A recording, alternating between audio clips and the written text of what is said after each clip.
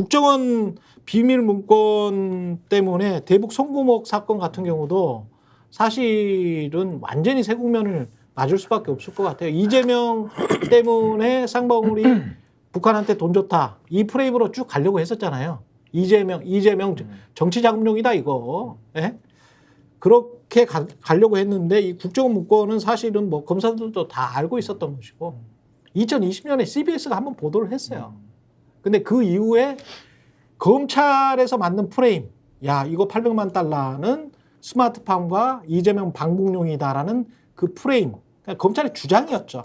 그 주장이 마치 확정된 사실인 양 2년 동안 계속 보도를 해왔고 검찰은 그걸 계속 주장을 해왔잖아요. 그런데 이제 전혀 다른 이게 이제 팩트다라고는 말을 못하지. 왜냐하면 그거는 쌍방울의 의도를 잘 모르니까. 에? 하지만 또 다른 주장이 나온 거야. 신빙성 있는 또 다른 주장이 나온 거야. 그런데 언론은 잘 보도를 안 하네. 생각보다. 이게 저는 참 문제라고 봐요.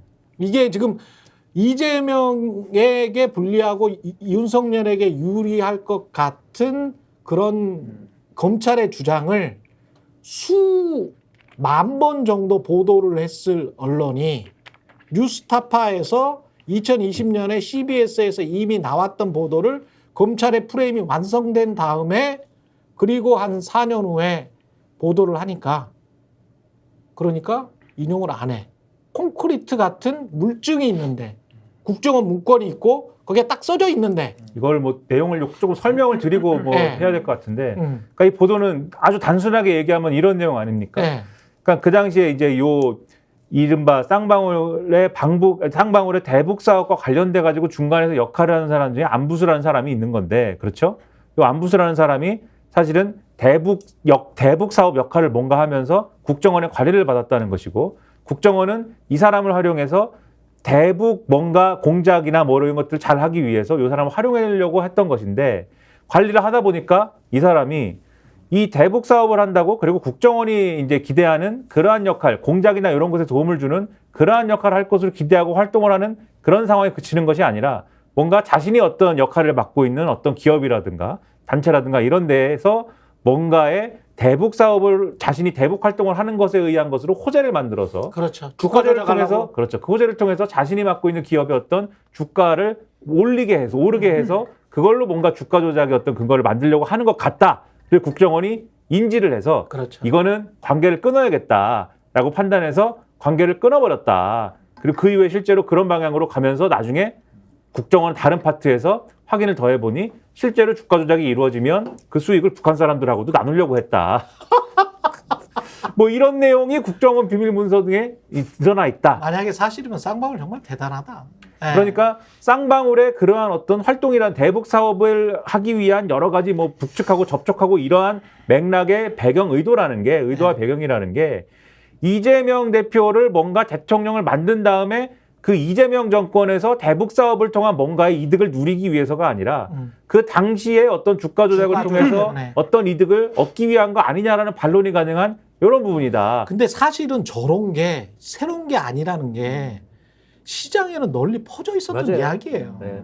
이런 대북 그리고 사업 브로커들 민주당에서 네. 민주당에서 사실 이 얘기를 반론격으로 많이 얘기를 했어요. 사실 네. 많이 얘기를 했고 저는 뉴스타파에 대해서 여기서 짧게 한 말씀을 드리면 지금 언론이 왜 인용 보도를 안 하느냐 이런 걸 가지고 인용 보도를 할까봐 이 정권에서 뉴스타파에다가 가짜 뉴스라는 이 낙인을 이마에다 딱 찍어 놓은 거죠. 딱지를 지금 찍은 거지. 그렇기 때문에 다른 언론에서 요렇게만 나왔을 때는 네. 인용을 안 해버리는 거예요. 그걸 핑계로 삼아서. 그러니까 이 정권에 아주 간악한 의도가 지금 실려 있는 것이다라는 걸 같이 보셔야 됩니다. 근데 저는 요거를 제가 뭐 변호사니까 사실 뭐 특수사의 원칙을 벗어났다라는 지적도 저는 합니다만은 오늘은 제가 언론에 대한 얘기를 좀 드리고 싶은데 저는 언론이 정치화된 게 너무너무 심각하다라고 맞아요. 보는 사람 중에 하나거든요. 맞아요. 이게 왜 심각하냐면은 유튜브가 많아졌잖아요. 유튜브는 그래도 보고 싶은 사람들이 선택해서 보니까 각자 진영 걸 해도 뭐 크게 상관은 없어요. 근데 지금 공중에 전파를 쓰고 국민의 세금을 쓰는 공영방송들이나 이런 신뢰를 가지고 그동안 성장해온 방송들에서조차도 특히 종편도 마찬가지고요.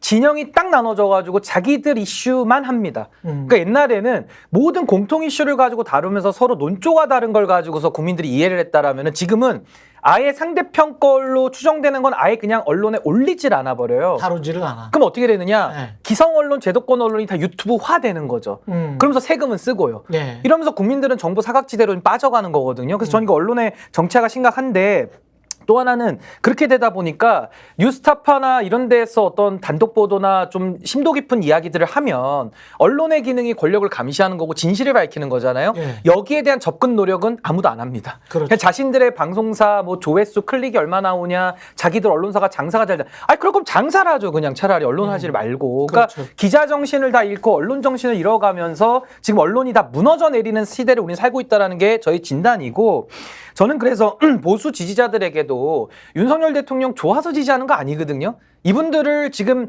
윤석열 정권에 매달리게 만든 건 언론이에요. 왜냐하면 이재명 대표에 대해서 워낙 악마화를 시켜놨고, 그렇죠. 민주당에 대해서 워낙 뿔 달린 악마화를 시켜놨기 때문에 도저히 찍을 수 없게 만들어서 오히려 윤석열 대통령한테 가스라이팅을 주는. 이재명 무섭다고 하거든. 그렇죠. 뭐 문재인 대통령 잡으면 나라 넘어간다. 예. 뭐 안 넘어갔잖아요. 그럼 또 예. 이재명 잡으면 또 넘어간다. 이런 그렇죠. 식이에요. 그렇죠. 그래서 저는 예. 과거에는 지역 감정을 정치인들이 인위적으로 조장해서 국민을 갈라서 이익을 취했더라면은 지금은 지역 감정이 아니라 진영 감정을 또 이용하는 거거든요. 그렇죠. 진영으로 사람들을 몰아놓고 이 사람들은 생각할 기회를 주지 않고 자신들의 기득권을 유지 강화하기 위해서, 야, 너 저래도 저 악마 뽑을 거야?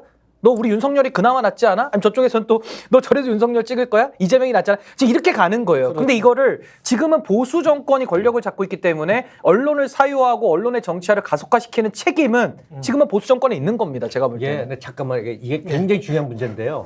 언론이 어떤 인터넷 이후에 생존 물적 기반이 흔들리면서 굉장히 진영화되고 정파화됐습니다. 뭐냐면 일반 진보 쪽으로 하면 나오는 게 없어요. 주는 게 없어. 생존에 도움이 안 돼. 근데 보수로 가면 뭘 준단 말이에요. 생존에 도움이 된다고. 그러니까 진영화되고 정파화되고 정파의 한 구성원이 된 거예요, 지금 언론이. 굉장히 위험합니다. 아주 얘기 잘하신 거예요. 예, 여기까지 할까요? 예, 여기까지 하겠습니다. 송용 기자 그리고 김민하 평론가, 신인규 변호사였습니다. 고맙습니다. 네, 뉴정치본색 저희는 내일 다시 돌아오겠습니다. 고맙습니다.